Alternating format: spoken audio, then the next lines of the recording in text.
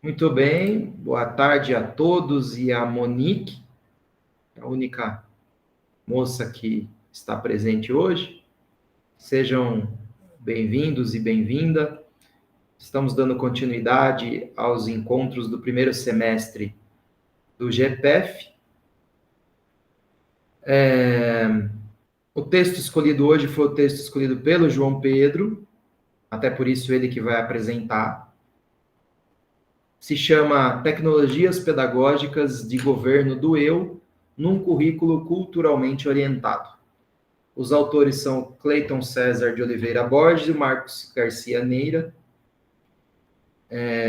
colegas nossos, né? O Cleiton, parceiro meu lá de Sorocaba, de longa data, começamos a carreira acadêmica praticamente juntos, lá em 2008, 2009, no máximo 10, eu fiz o convite para ele frequentar o GPF, eu estava começando por lá também, e ele prontamente topou, e desde então a gente tem estado sempre juntos aí em diversas produções teóricas.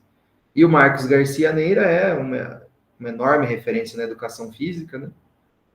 Talvez a maior hoje, assim, em termos de produtividade e representatividade, considerando a carga simbólica da USP, rivalizando aí com os monstros sagrados da área, como Walter Bracht, né? Entre outros, já aposentados e já com a missão cumprida.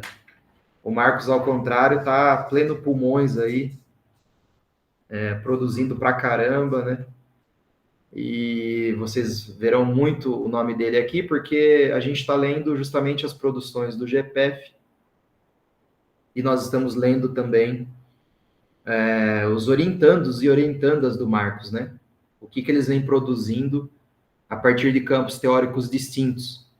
Um movimento muito comum, assim, os orientandos ou orientandas, eles vão um pouco além do referencial do próprio Marcos e começam a trazer outros olhares para a educação física cultural ou, como eu prefiro, educação física pós-crítica. E é um pouco o que esse texto faz hoje, né? Ele traz um quadro analítico Foucaultiano. A gente trabalhou no último encontro com um quadro analítico Nietzscheano, né? Hoje nós vamos trabalhar com um quadro Foucaultiano. Então, esse movimento epistemológico, ele é o motor aqui do grupo. Inclusive, após conversa com o João Pedro, nós mudamos o nome do grupo para, ao invés de Grupo de Estudos em Pesquisas da Educação Física, né, em Pedagogia da Educação Física, Grupo de Estudos em Epistemologia da Educação Física, né? Então, o cerne do interesse aqui é muito mais esses quadros analíticos, né, esses referenciais teóricos e como eles podem contribuir para pensar a educação física. E é claro que esse movimento desemboca na metodologia, na questão didática, né, em todos os elementos que compõem a área da educação. Mas não necessariamente iremos focalizar ali nas questões do dia a dia, nas minúcias, né? Então, por quê? Porque eu acho que essa discussão epistemológica, filosófica, ela é a mais densa e a mais difícil.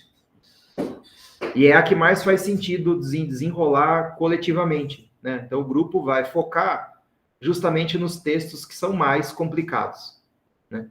Textos fáceis, as pessoas não precisam ler juntas, né? Elas têm acesso ali, lê, consegue deglutir tranquilamente. Nosso foco aqui vai ser em pegar os caroços mesmo, né? Pegar aí para as carnes de pescoço, para sofrer um pouquinho aqui de maneira coletiva, tá? Bom, feito essa introdução, eu passo então para as impressões de leitura do João Pedro, que vai apresentar o texto para a gente. João, por favor, fica à vontade. Vamos lá. Boa tarde a todos e a todas. Não tinha falado antes, né? Cheguei falando um monte aí, não falei nem boa tarde, pessoal.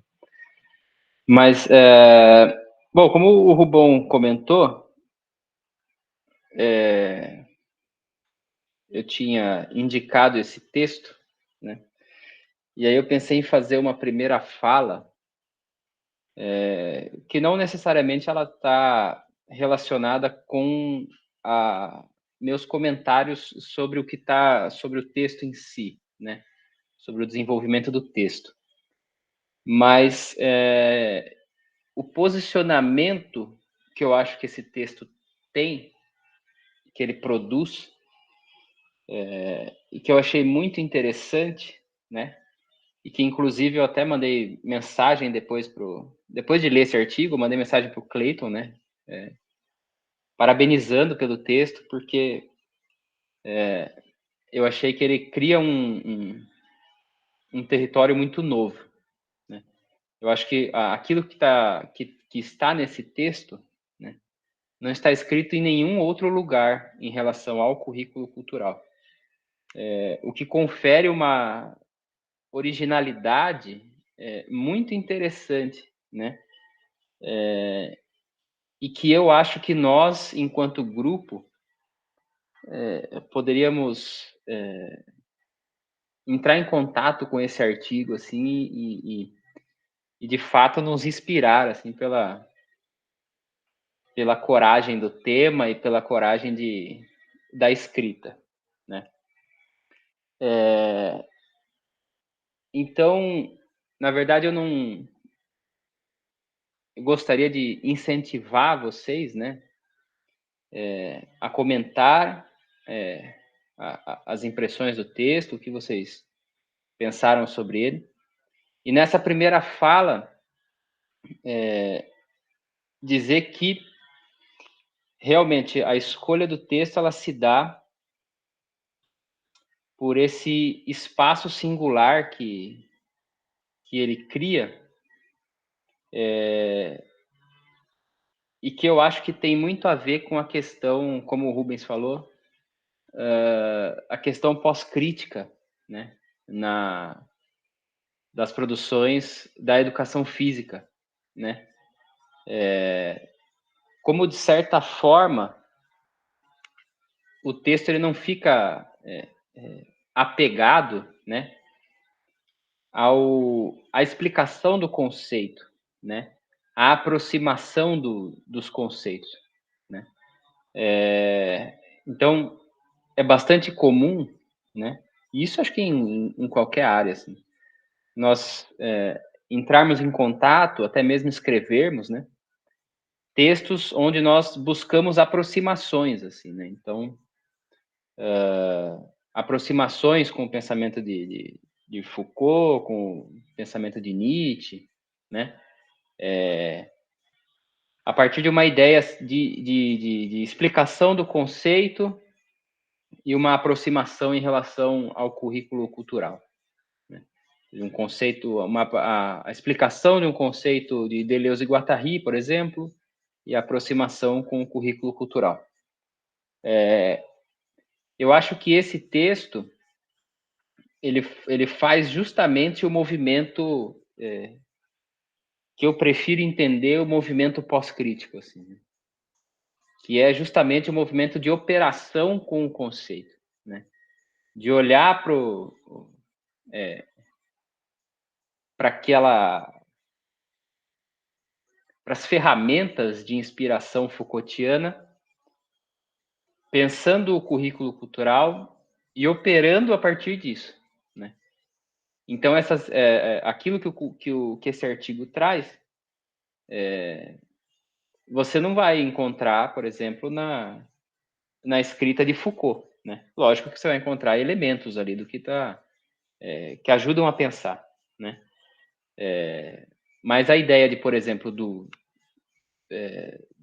eu democrático ou do eu multicultural não estão nos livros de Foucault, justamente porque é uma discussão relacionada ao currículo cultural e à educação física que o Clayton e o Marcos fizeram aí na minha visão de maneira brilhante, né? Então, eu queria abrir assim, né, fazendo esse primeiro comentário, né? Ainda não focando na questão do texto em si, né? E aí agora sim, convidando vocês ou também se alguém quiser falar alguma outra coisa. Mas a falarmos aí sobre o texto, né? Sobre o que cada um achou interessante, o que cada um gostou ou não gostou, né? Lembrando sempre, né, que nós não estamos numa lógica aqui do que está certo ou do que está errado, do que é útil ou que não é útil, né? Mas nós nos aproximamos aí de uma lógica do rizoma, né? A lógica da abertura das passagens, dos fluxos, e principalmente das extensões, né? Quão longe ou quão mais longe nós conseguimos chegar, quão mais longe nós conseguimos discutir sobre alguma coisa, né? Então, mesmo que seja uma fala menor, assim, né? Que seja uma fala rápida, muitas vezes ela nos traz insumos aí para o debate, para aquilo que a gente pode discutir em relação ao texto, ao que está escrito, né? Então, gostaria de ouvir todo mundo, convidar vocês aí a darem a opinião sobre o texto, né? Fica aberto aí o debate. Eu vou tomar a liberdade de comentar primeiro, enquanto o pessoal vai aquecendo aí, para a gente não perder tempo. Boa. Que é interessante, assim, a materialidade, acho que isso é importante a gente destacar. Então, o Clayton leu 138 relatos de experiência. Hoje são mais, né? Os relatos continuam a ser publicados pelo GPF, tanto diretamente no site, quanto nos livros que saem sobre escrevivência, né? Que são as escritas das práticas pedagógicas, né? Das vivências pedagógicas. Então, ele pegou 138, tentando olhar uma questão muito simples, né? Como que os professores estão entendendo o que é currículo cultural, os professores e as professoras das práticas. E como que isso os está transformando, de certa maneira. Né? Porque esse é o grande lance Foucaultiano, é esse, é pensar a produção de subjetividade a partir de relações de poder, através dos enunciados, né, dos discursos. Então, é entender a prática pedagógica do currículo cultural e qualquer outra, tá? É que entender essa prática pedagógica como maquinaria discursiva, assim como qualquer outra. E, assim, na chave do senso comum ou na chave da representação moderna, análise de discurso é quase sempre tentar entender o que está por trás, trazendo quase sempre uma conotação de ideologia. Então, isso é muito comum você ver essa discussão na chave da ideologia. Principalmente em tempos de polarização política, que essa palavra ideologia se popularizou.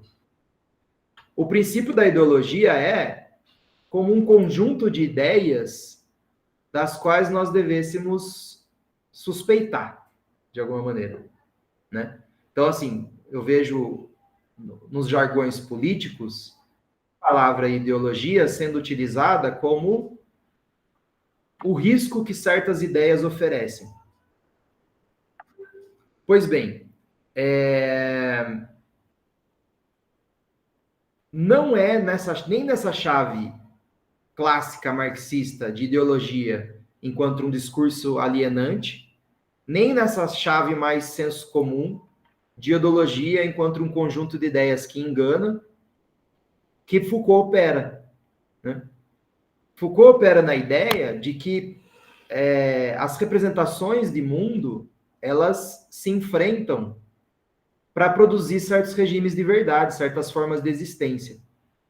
E o que ele faz nos trabalhos dele é analisar como que algumas verdades vão se produzindo, né? Como que certas verdades vão se naturalizando, se cristalizando Ele é quase como que um historiador, um arqueólogo, alguém que vai tentando entender como que o homem se torna o que ele é neste momento da história. Mas o curioso é que ele faz isso de um ponto de vista que não é o do julgamento moral. Que esse talvez seja o exercício mais difícil de fazer, que é você avaliar a construção discursiva, né, como os regimes de verdade produzem certas realidades, de uma maneira mais distanciada, de uma maneira como se o próprio desvelamento da produção histórica não tivesse de alguma maneira entrelaçada com a sua própria existência, né? O que é um exercício sempre difícil, porque a gente sempre está acostumado a analisar o mundo pelos nossos valores, né? Pelas nossas crenças, pelos nossos hábitos, pelas nossas verdades já produzidas e já cristalizadas. Então, se sair um pouco desse local para conseguir analisar friamente a produção de certas formas de ser num determinado contexto, no caso específico desse trabalho, no contexto da educação física cultural, mais propriamente dito, a partir de relatos de experiência, é um exercício de desapego de si, no mínimo interessante e muitas vezes provocativo, né? Provocativo. E esse texto ele é provocativo em várias direções, porque quem está dentro da chave moderna vai se sentir incomodado de ver essa discussão que expõe, né, as entranhas da produção de subjetividade. Mas muitos pós-críticos culturalistas que operam na educação física vão se incomodar também. Se incomodar, que eu digo, não é necessariamente desgostar, tá? Se incomodar é assim, ser chamado a uma reflexão, a uma atenção, a um ponto na curva aí, porque até então, como o próprio João Pedro falou, ninguém tinha abordado o currículo cultural enquanto também uma maquinaria subjetiva, né? E aí o texto vai expor como que, ao escolher operar com essa forma pedagógica, o próprio pesquisador, professor, professora também vai se constituindo. E aí, se a pessoa prefere olhar pela ótica da verdade pronta, né? Ou seja, eu sempre pensei isso, e eu acreditava isso, e eu sempre fui assim, talvez ela seja obrigada a olhar para esses processos de construção, que o texto exalta muito bem, né? Que momentos são esses? Nas reuniões, nos debates, nas leituras coletivas, nas vivências práticas, né? Todos esses dispositivos que fazem falar, né? Que extraem uma confissão do sujeito, porque ao falar eu anuncio a minha posição subjetiva, para que a maquinaria entre em acionamento, tentando produzir outras verdades. E quais são as verdades que o texto aponta como forte no currículo cultural? A verdade da democracia e a verdade do multiculturalismo, não é? Então, assim, se a pessoa tem um viés não democrático, ela vai sendo chamada a se tornar mais democrática. Se ela tem algum viés preconceituoso, ela vai sendo incomodada, né, a aceitar as diferenças, né, dentro dessa maquinaria discursiva. E se alguém que já assumiu a identidade democrática multicultural lê o texto, ela vai sendo obrigada a olhar para como ela própria foi produzida. E isso é um exercício de desapego de si potente, que pode ser incômodo e pode até ser desagradável, depende muito da experiência individual. Por isso que o texto ali transita de maneira bem fina, né? Porque para cair no julgamento de valor, para cair ali numa discussão moral, é um pulo, né?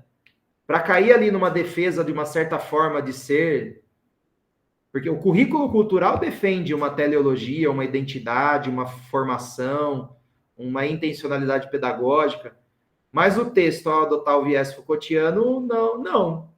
Né? O texto, ao adotar o viés Foucaultiano, vai dizer: vamos entender como isso aqui está sendo feito. sem necessariamente fazer uma defesa ou uma crítica. E aí a defesa ou crítica cabe muito mais a quem está lendo o texto, ou a nós aqui nesse momento debatendo coletivamente. Principalmente o eu multicultural, né? Que além do embasamento nos relatos, na empiria, tem um embasamento também na emergência discursiva, né? Não que a questão da democracia também não tenha, ela tem lá algum lastro, mas é que acho que essa discussão democrática ela é muito gigante, né? Ela é absurdamente densa, complexa e plural, e o espaço do texto não permitia maiores incursões, né? Bom, acho que isso é um pouco do que eu queria falar em termos do que o texto me provocou. Vamos passar para a turminha aí antes de extrair trechos para comentar. Alguém gostaria de falar sobre o texto, o que sentiu, o que gostou, o que achou?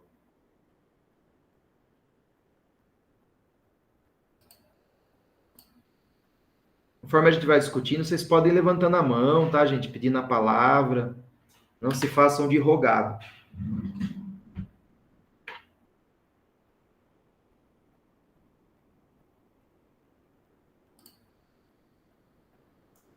Todo mundo quieto aí, João?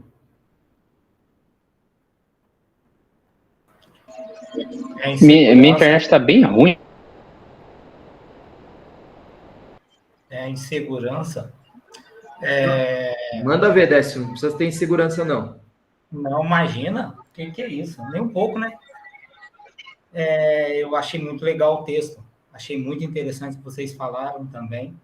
Eu concordo. E eu gostei bastante no ponto em que o autor destaca que em meio às mudanças, né, que vem pelo currículo da educação física, vem passando, mudanças drásticas desde aquela época onde a educação física era bem militarizada, né, onde os corpos eram dóceis, disciplinar através da disciplina, né, e que hoje vem uma formação de corpos flexíveis, né, nessa questão cultural, onde há diferentes pontos de vistas e a questão do respeito por todos os pontos de vistas, sem exceção, né? Também destaca, além dessa mudança no currículo, ou melhor, o tamanho que foi essa mudança, né?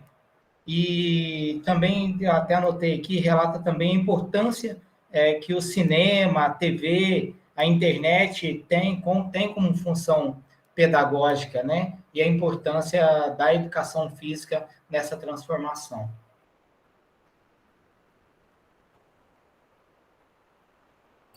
Bem, Décio, muito obrigado pela participação. Gente, vocês podem participar assim só para dizer, não gostei do texto, achei confuso. Isso também é uma participação válida, tá? Eu não li o texto, por isso eu não vou opinar. Tranquilo, Max. Está chegando agora, né? Vou ficar ouvindo aqui, viu?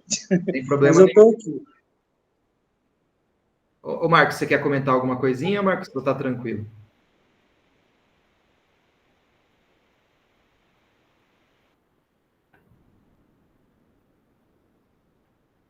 Bom, acho que eu passo para você então, João, vai. Sua vez aí. Que trechos que você destaca para a gente? Vocês estão me ouvindo? Estamos. Pô, minha internet tá ruim pra caramba aqui, mano. Inclusive, eu nem sei quem tá de câmera aberta, porque fica tudo fechado aqui. Às vezes aparece a pessoa, às vezes não aparece.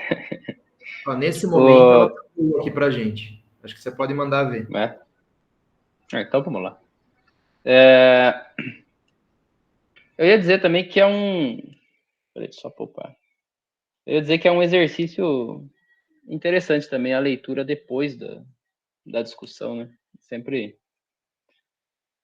legal também, de repente, sim, se achar interessante, né? Pegar o texto depois da discussão no grupo, assim, às vezes tem um olhar diferenciado, assim, para o texto. Bom, eu acho que o coração do artigo, né, tá aí naquilo que o Rubão já trouxe, que está relacionado ao eu democrático, né, e ao eu multicultural, né. O que eu vejo, né, em relação a esse artigo, né, é um posicionamento justamente no sentido de problematizar, e não problematizar como algo ruim, né? Mas problematizar no sentido de levantar questões, possibilidades, né?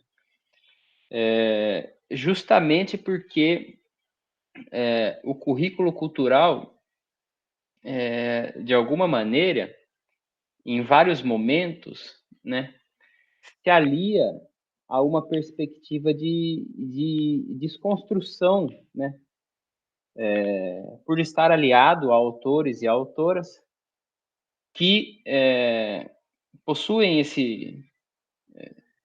essa fundamentação teórica, né, de desconstrução do que se tem como verdade, né, da desconstrução do que se tem como objeto da prática da educação física, desconstrução enfim, do próprio olhar científico, né?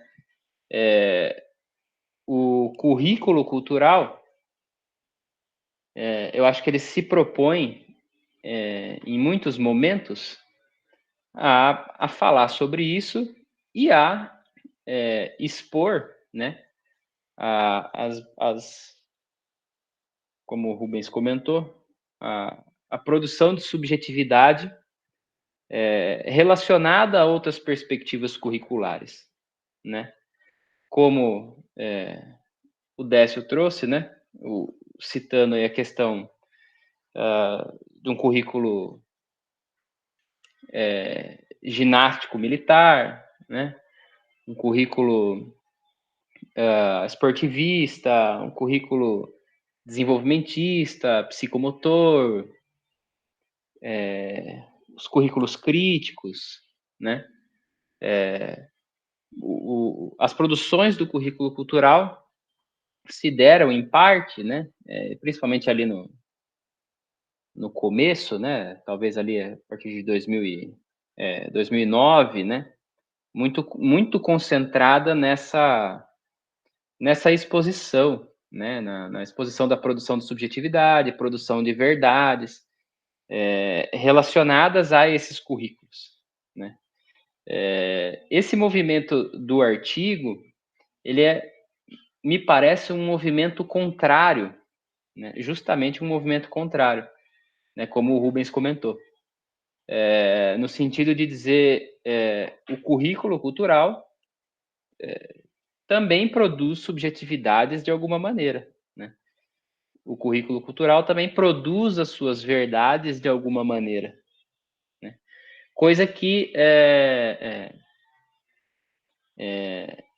não se havia feito ainda de forma, ou talvez nem tenha se feito ainda, de forma muito aprofundada, né?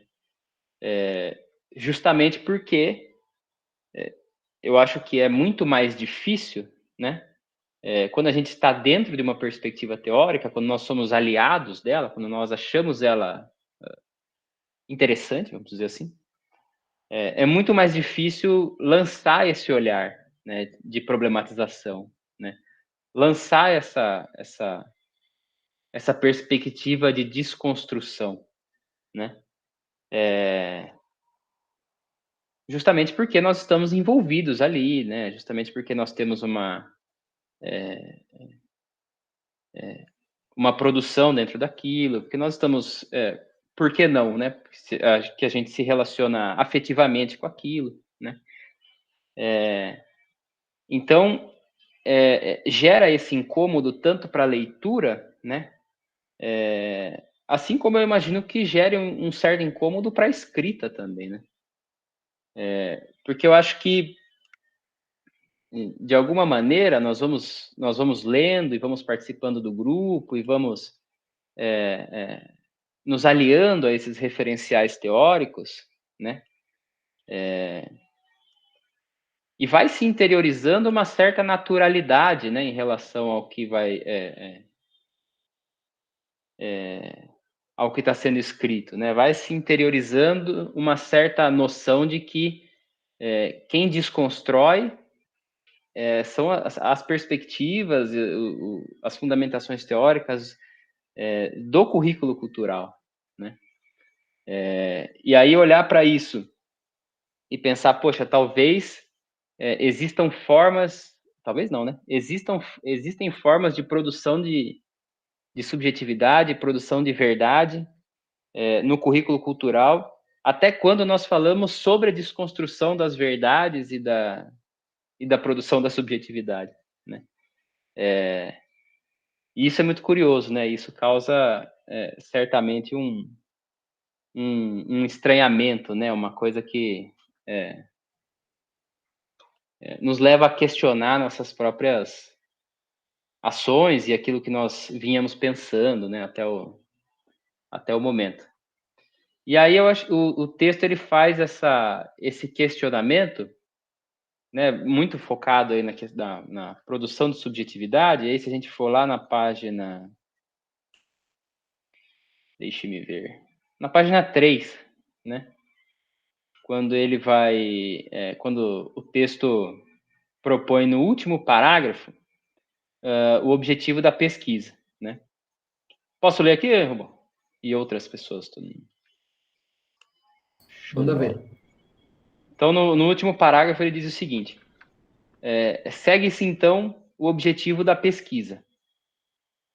Explicitar os contornos do modus operandi do currículo cultural da educação física que, mediante a justaposição de tecnologias de dominação a técnicas de si, convocam, incitam, conduzem os sujeitos pedagógicos a constituírem-se de modos particulares, né? Ou seja,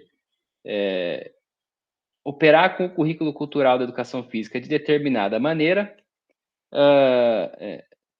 produz determinado tipo de professor ou de professora, produz determinado tipo de aluno ou de aluna, né? Mesmo que o currículo cultural aborde questões aí relacionadas à desconstrução da subjetividade, a desconstrução dos sujeitos, né? Para dizer de outra forma, né, ele continua aqui, a finalidade é fazer aparecer, colocar em pauta as tecnologias de condução das condutas que aí intervêm. Numa pergunta, poder-se-ia indagar: quais são as práticas de subjetivação em funcionamento no currículo cultural da educação física?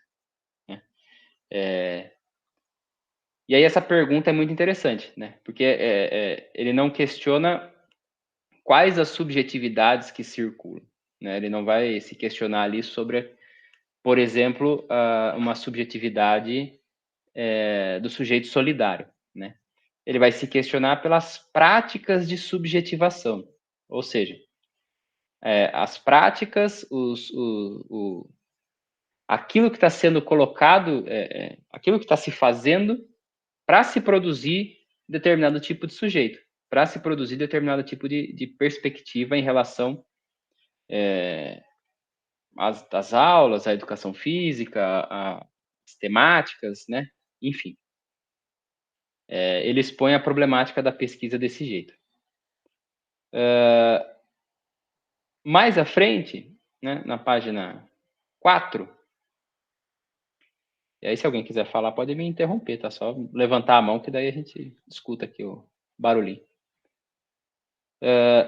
Mais à frente, na página 4, ele já vai demonstrar a questão do eu democrático, né? Então, ali já no primeiro parágrafo, na terceira linha, o texto vai dizer o seguinte: para tal, com efeito, a atenção recai particularmente sobre as tecnologias pedagógicas de si, que essa perspectiva de ensino, né, o currículo cultural, adota e que possuem como mote, entre outros, a produção de sujeitos que agem de acordo com princípios democráticos. E, então, como corolário, teríamos a edificação de uma sociedade mais equitativa e democrática. Né? Então, aqui está explicando o que seria a ideia do eu democrático. Né? Como o currículo cultural, né, como a fundamentação, a teorização do currículo cultural, defende uma determinada ideia de democracia, né, e como se entende que os sujeitos, né, que são participativos dessa determinada pedagogia, de uma determinada didática, poderiam, então, serem subjetivados por uma ideia de democracia, de uma sociedade mais equitativa, né? Mas aí ele vai explicar, né, a questão da democracia, né, fazer um levante mais histórico, né? E aí ele vai demonstrar, quando eu digo, é o texto, tá? Não me referindo especificamente ao Clayton ou ao Marx. Né? Lá na página 8,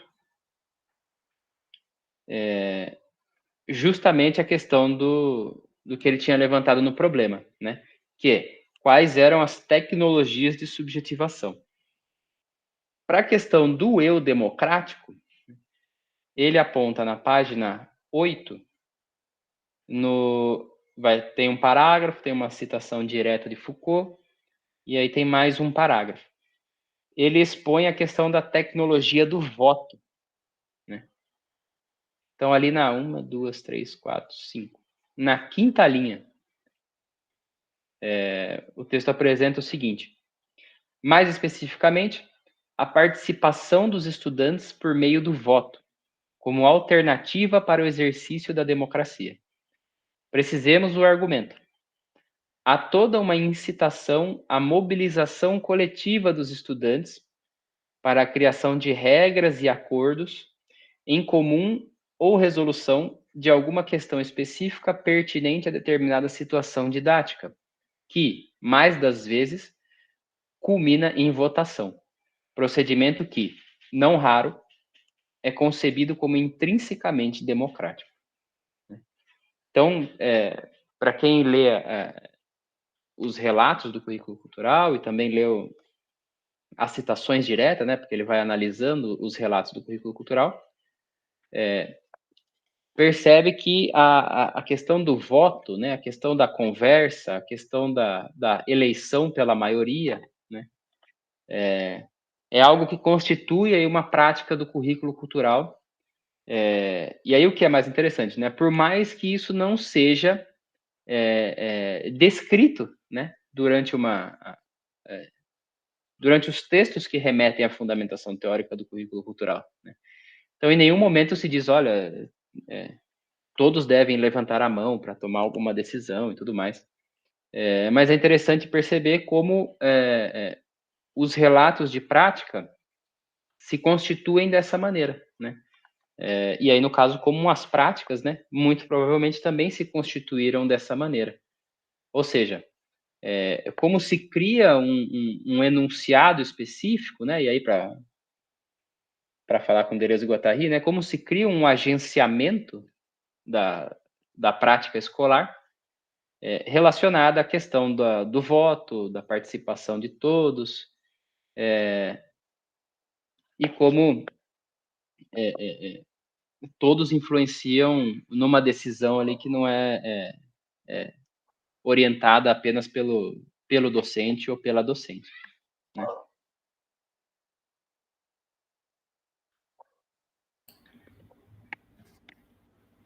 João, eu queria não deixar passar um trecho. Você falou bem sobre a questão da formação do eu democrático, né? Mas, já no último terço do texto, ele vai dizer que essas questões de transformação subjetiva, de produção subjetiva no currículo cultural, elas não são uma questão de obrigação moral. Certa vez eu estava no grupo, há muito tempo atrás, começando no grupo, e estava se discutindo justamente como dar aulas no viés do currículo cultural. Era essa a discussão. E aí eu lembro de um colega lá do grupo falar assim, mas espera aí, se as teorias modernas, sejam elas tradicionais ou críticas, operam com a produção de uma verdade, né? Então elas têm uma didática pronta, uma maneira de colocar para produzir essa maquinaria, e o currículo cultural também tem a sua forma, a sua didática, no que difere, né? Se ambas trabalham com uma espécie de um instrumentário ali meio que fixo para dar essas aulas. E eu lembro que a resposta ali coletiva que chegou é que a diferença principal é a consciência por parte de qualquer pedagogia pós-crítica de que não se está a produzir verdades, mas que se está a produzir alguma coisa. Afinal de contas, dar aulas é produzir coisas, né? Então, assim, a análise das relações de poder, elas não impedem uma ação para que se produza certas coisas. Ela tem uma intencionalidade. No caso específico do currículo cultural, é produzir um eu democrático ou um eu multicultural. E eu acho que talvez a principal diferença seja na maneira como faz isso, o primeiro ponto. Porque nos outros currículos, se você não atinge certos objetivos, você é reprovado. Você se produz ali a figura do inábil, do descoordenado, do ruim de bola, do etc., né? Do sedentário, da pessoa que, enfim, vai se produzindo identidades abjetas. Esse é um ponto. Ou seja, ou você adentra no rol dessa moralidade que é produzida, né? Ou você é a pessoa que é atleta, que é ativa, que é bem coordenada, que desempenha bem atividades físicas, etc. Ou você vai ganhando uma pecha de fracassado, né? Então tem uma moralidade aí, primeiro de tudo. Em todos os outros currículos tem uma moralidade. Aqui também tem uma moralidade. Mas essa moral não é imposta enquanto uma verdade absoluta. Acho que esse é o primeiro ponto. O texto assim diz, ó, é menos uma questão, né?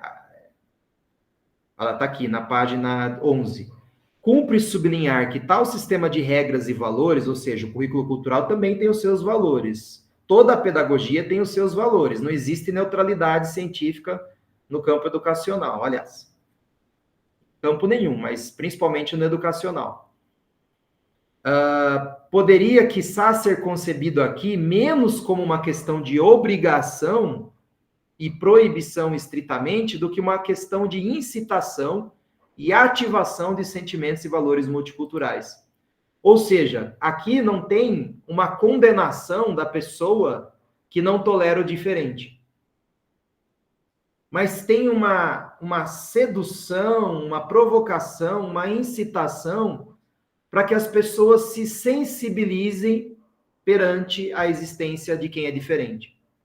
São coisas diferentes, né? São coisas bem diferentes. Isso se traduz no modus operandi pedagógico, né? Então, isso muda até uma postura, eu diria né, de como lidar com a diferença, quando a diferença é o preconceito. Porque também é diferença, né? Ou diferença em relação à alteridade, mas vamos pensar isso como enquanto identidade, se considerarmos a sociedade contemporânea como um espaço cheio de preconceitos. Mas assim, eu estou dando aula e o menino vai lá e comete um ato de preconceito com o menino que é deficiente, por exemplo. Então, na proposta pedagógica aqui em voga, a ideia é promover uma série de ações didáticas para, quem sabe, sensibilizar o preconceituoso a rever a sua forma de ver. O que é diferente de chegar descendo a lenha no rapaz, por exemplo. Né? Expondo publicamente, recriminando de maneira extremamente enérgica, quase que violenta. Então tem uma diferença. Tem uma diferença didática aqui importante, né? Então eu presencio um caso de racismo na minha aula, né?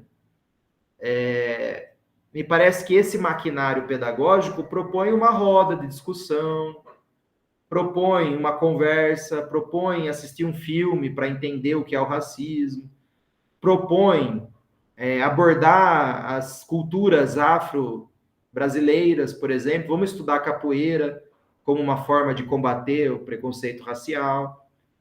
Ele não propõe uma condenação do racista, né? Um ataque frontal à identidade racista, né? Então, são condutas diferentes.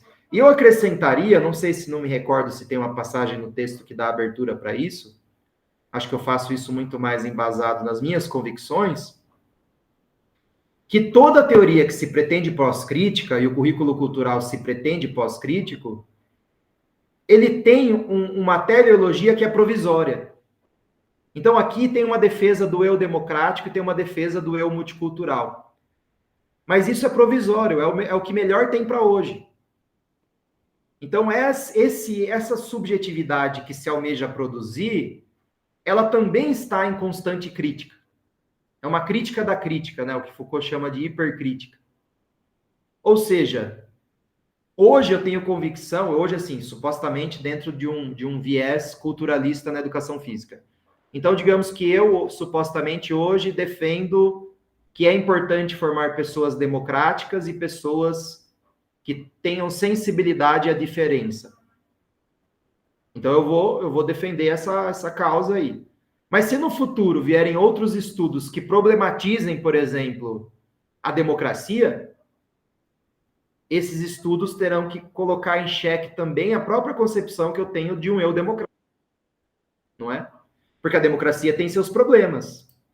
Né? A democracia tem as suas dificuldades. Ela não pode ser idealizada ou romantizada. Então, conforme se problematiza a democracia, também se problematiza esse eu democrático que se pretende formar. Eu estou concluindo aqui, eu já te passo, tá, Décio? O mesmo vale para o eu multicultural, né? Então, assim, o multiculturalismo também tem os seus problemas. Qual é o principal problema do identitarismo multicultural? É quando a diferença se torna essencializada, né? Quando pega-se, por exemplo, uma identidade que é subalterna, e ao invés de tentar abrir espaço para a proliferação das diferenças, ou seja, para que as pessoas possam ser o que elas quiserem, a diferença vai se tornando norma. E aquilo que era minoria antes começa a querer impor os seus valores e se deixar vira maioria, vira norma, vira nova regra. Então, esse processo de moralização da diferença também faz parte do questionamento ao eu multicultural. E conforme esses questionamentos aparecem, se a perspectiva curricular se propõe pós-crítica, ela deve necessariamente questionar as suas teleologias, questionar as suas produções subjetivas, questionar o seu modus operandi, questionar o seu instrumentário, questionar a sua forma de ser. Né? Ou seja, dentro da perspectiva pós-crítica, tudo é provisório, tudo está eternamente sob revisão. Porque a partir do momento que não está sendo revisto, aquilo se torna uma doutrina. Né? E aí você sai do campo científico, você sai do campo filosófico. Você começa a entrar no campo das verdades, dos dogmas, né? E aí você está arrumando para uma concepção moderna, para uma ideia mais teocêntrica, você está em outro campo que não o da ciência pós-moderna, digamos assim. Ou seja, as premissas básicas de uma perspectiva pós-curricular, curricular pós-crítica, também estão sob constante ataque, né? E esse texto é um exemplo disso, ataque no sentido de voltar o olhar para si, né? Então, sabe aquela pessoa que está o tempo todo olhando para ela, para ver se ela está coerente com o que ela faz, com o que ela pensa? É um pouco isso, mas coletivamente e cientificamente, né? Décio, me perdoe, eu estava concluindo aqui, me alonguei, a palavra é sua.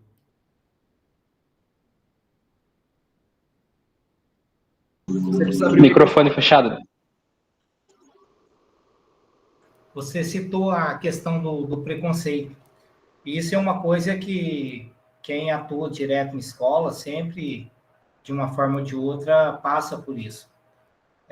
Pedagogicamente, sempre essa conversa, essa exemplificação, esse trazer outras culturas, outros meios culturais, né, para dentro da sala, antes que venha acontecer determinados tipos de preconceito, né? Agora, a questão é, quando acontece, é aquilo que você falou, não taxar, tomar muito cuidado com a forma de intervenção diante de uma situação dessa, né? Mas como intervir naquele momento, né? Porque o pós, para tentar corrigir, para levar uma conscientização por parte daquele aluno que efetuou a atitude, né? O pós, posteriormente, durante as aulas, até há de se chegar num consenso, mas no momento, como atuar numa situação dessa, Rubens? Sem dúvida que é uma situação difícil, Décio, né? E o texto, ele, apesar dele não se propor a encontrar essa solução, ele analisa como que alguns professores fizeram isso, né? Ao ler quase 140 relatos, o texto encontra algumas respostas que alguns professores encontraram. Mas, de novo, assim, não significa que isso serve para você, que serve para o Marcos, que serve para mim, que serve para a Monique, que serve para a sua escola, que serve para a escola do João Pedro. Não tem regra, não tem. Senão nós caímos na questão da receita, nós caímos na questão de uma pedagogia crítica ou uma pedagogia tradicional. Na pedagogia pós-crítica, isso não existe, né? Mas, assim, como que os professores responderam a esses desafios? Por exemplo, os professores fizeram rodas de conversa, trabalhos em grupo, registros por escrito ou audiovisual, por exemplo, confecção de curtas, confecção de vídeos, confecção de blogs, confecção de mural, né? Mural em forma de cartolina. Aqui eu estou expandindo porque eu também li esses relatos, né? Daí eu estou trazendo a memória aqui. O texto não esmiuça os exemplos, mas, enfim, os professores usam a criatividade com o objetivo de sensibilizar as crianças. Então, assim, a grande questão é sensibilizá-las, produzir empatia. Como que você faz isso? Aí é a sua criatividade docente, né? Às vezes, passando um filme que trata daquele tema, às vezes todo mundo vai assistir uma reportagem que fala daquilo, às vezes eu trago um palestrante. Então, assim, se o preconceito é com o deficiente, eu trago um para-atleta, por exemplo, né, para falar das dificuldades, para se tornar um atleta deficiente, né? Enfim, não existe uma regra aqui, né? O que o texto vai dizer é que os professores e professoras que acreditam no currículo cultural, eles buscam esse eu multicultural, ou seja, eles buscam produzir nas crianças uma sensibilidade para quem é diferente delas. Sensibilidade suficiente para que haja uma aceitação de que nem todo mundo é como eu sou, né? Nem todo mundo é como a minha família é, nem todo mundo vai na mesma igreja, nem todo mundo tem a mesma cor da pele, nem todo mundo tem a mesma composição familiar, nem todo mundo torce para o mesmo time, etc, etc, etc, etc. Então, essa sensibilidade passa por uma questão, ao meu ver, de empatia. Mas não tem uma resposta, né, Décio? Senão seria fácil, né? Bom, eu não tenho mais nada a acrescentar, João. Você teria algum comentário final aí? Não, eu ia... Até tinha, Rubão, mas como já passou das 3, Não sei se você... Não, dá tempo, manda bala aí, não tem pressa não. O que você acha? Ou se de repente a gente, no encontro que vem, a gente finaliza esse texto em 10, 15 minutos e inicia o outro. Não, cara, fica à vontade, fala aí, não tem pressa não. Antes a gente corria porque eu tinha aula para dar, hoje eu tô tranquilo. Não sei se o pessoal tem alguma coisa aí. Tudo Agora bem tem. o João Pedro fazer a conclusão dele aí, galera? Bom, coisa rápida também, uns 10 minutinhos. Tentando pegar algumas coisas que vocês comentaram, né?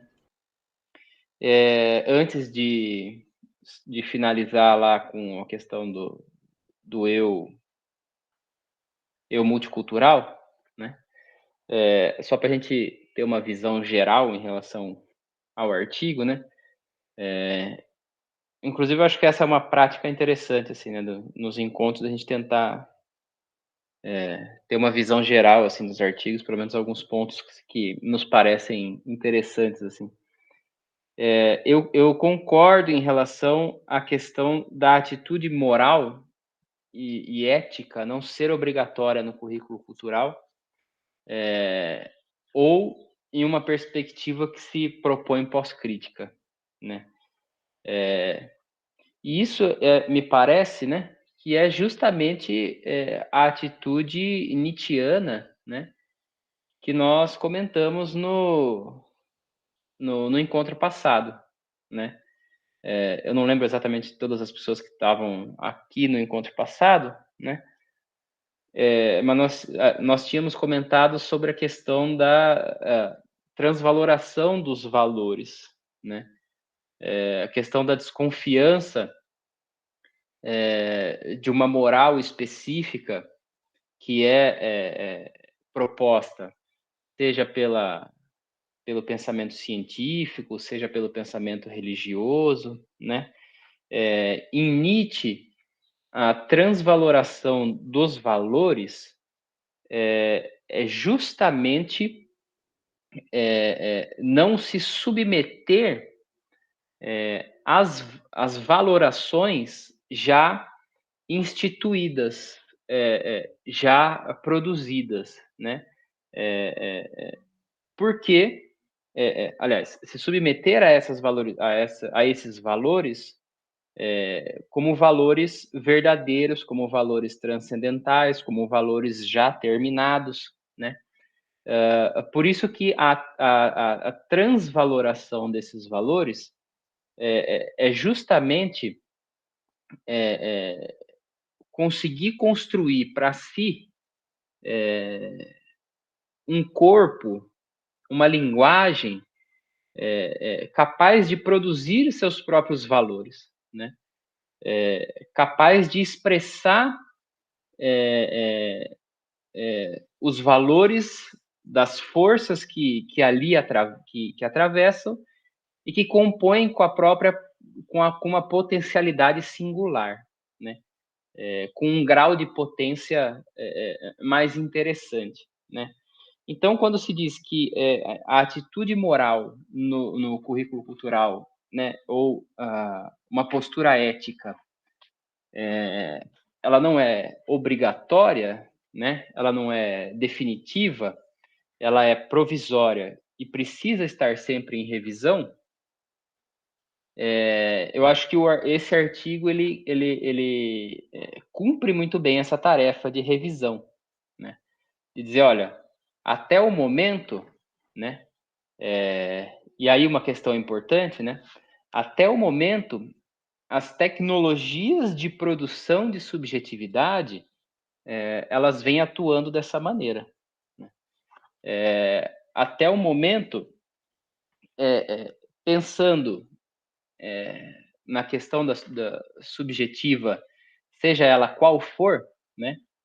Se A, B, C ou D, através desses relatos, né, com recorte temporal específico, as tecnologias de produção vêm atuando em favor desse tipo de produção subjetiva, né? independente daquilo que querem os professores, independente daquilo que quer a produção teórica do currículo cultural, as tecnologias de produção de subjetividade vêm sendo conduzidas nessa perspectiva, né? E aí, a partir disso, a gente pode olhar para isso e falar assim, as tecnologias de produção estão concentradas em relação ao eu democrático ou ao eu multicultural. A gente pode olhar para isso e pensar, poxa, isso é interessante, né? Ou não é interessante? É interessante, a gente pode continuar dessa maneira, a gente pode aperfeiçoar dessa maneira. Ou não é interessante, né? E aí a gente pode mudar, né? De repente o artigo, ele poderia... O artigo, né? E a tese também, né? Porque é um recorte da tese do Cleitão. Poderia demonstrar que as tecnologias de produção de subjetividade são de um eu que não tem espaço de fala, por exemplo, né? Que o professor, a professora está constantemente lá pedindo silêncio, pedindo para os alunos prestarem atenção, pedindo que cada um fique no seu lugar, que não se expresse de alguma maneira, né? Seria uma tecnologia de produção de subjetividade, né? Do aluno que não... ou da aluna que está cumprindo ali o seu papel, literalmente, de aluno, né? De alguém que não tem o conhecimento e vai receber essa luz da docência, da racionalidade, da cientificidade, né? E aí a gente poderia olhar para isso e falar, pô, de repente a gente pode mudar isso daí, né? Justamente a transvaloração de um valor proposto, né? Agora, sobre o que eu chamaria, né, junto com o Guattari, das modelizações da subjetividade, né? Quais subjetividades estão sendo produzidas, quais subjetividades estão circulando de uma maneira mais ampla, eu acho que as pesquisas ainda não se concentraram sobre isso, assim, né? Eu acho que essa pesquisa ela tem um recorte no sentido de olhar quais tecnologias, que tipo de tecnologia está produzindo que tipo de subjetividade, né? Agora, quais subjetividades, vamos dizer assim, esses aspectos subjetivos de subjetivação se somatizam durante as aulas, né? Seja do cara preconceituoso, do cara que afirma as diferenças, do cara que quer jogar, ou da menina que não quer jogar, do que está muito interessado, do que não está nem aí. Eu acho que isso ainda não foi abordado ainda. E eu acho que há um espaço, há uma lacuna para isso, né? E eu acho que esse texto se concentra num espaço diferente, assim. Tanto é que eu tinha conversado, né, Rubão, com você de repente entender qual a relação que isso tinha com a questão da arte, né, da arte no sentido assim de modelização subjetiva, né? Mas enfim, isso já é um outro tema. E aí, para finalizar, né, para não passar muito do tempo, a questão do eu multicultural, né? Que ele vai dizer o seguinte, vou passar rapidinho aqui, nem vou ficar falando muito da questão da página. Não poucas vezes, aqui no texto, né? Não poucas vezes, visualiza-se nos relatos de experiência pedagógica a conversão, a transformação de um eu preconceituoso em um eu plural, que respeita e valoriza as diferenças culturais, né? E aí, qual que é a tecnologia de produção dessa subjetividade? Ele diz o seguinte, desse ângulo, restar-nos a admitir que, imersa nos jogos de verdade multicultural, a pedagogia em questão demanda aos seus sujeitos empenharem-se num singular e ardoroso trabalho de constituição e transformação das subjetividades, via determinado procedimento técnico e determinada atitude moral, que é justamente a questão do fazer falar, né, que o Rubão tinha trazido, né? Então, falar sobre si, falar sobre a prática, falar o que entendeu, falar o que foi tematizado, né? Justamente porque daí, no relato de prática se encontra essa noção de que, de repente, alguém que falava determinada coisa passa a falar outra coisa, né? Ou seja, passa a estar localizado ali num espaço-tempo, né? De sujeito que pronuncia, que enuncia outras ideias, que não ideias preconceituosas, mas ideias relacionadas ao que ele chamou de eu multicultural, né? Enfim, era isso, acho que essa era a minha perspectiva aqui em relação ao texto. Muito bom, João. Como eu não li o texto, eu não tenho nenhuma fala, mas assim, você falou na questão do multiculturalismo e o que tem a ver com a arte. Tem tudo a ver com a arte, né? Porque, na verdade, o trabalho com a arte é exatamente esse, é de identificar essas individualidades, e esse multiculturalismo é importante a gente valorizar, né, em cada indivíduo. No caso de alunos, a gente estão falando sobre questão de uma aula de educação física, né? E isso se aplica em qualquer aula, né? O multiculturalismo, a gente tem que respeitar a individualidade do indivíduo, né? De acordo com das suas concepções, de acordo com da sua formação, a sua formação cultural, né? E aí eu acho que tem muito a ver um texto com outro. Eu gostaria até de receber o texto, não sei qual é, para que eu possa também estar lendo. Eu gostaria de perguntar também, aproveitar a oportunidade, perguntar sobre o grupo, se ele é voltado para a educação física específica, professor. Eu sou de outra área. Eu vou encerrar aqui a gravação, Max, daí eu te respondo, tá bom? Só um minutinho, então. Discussão teórica findou, né, gente? Vou parar aqui.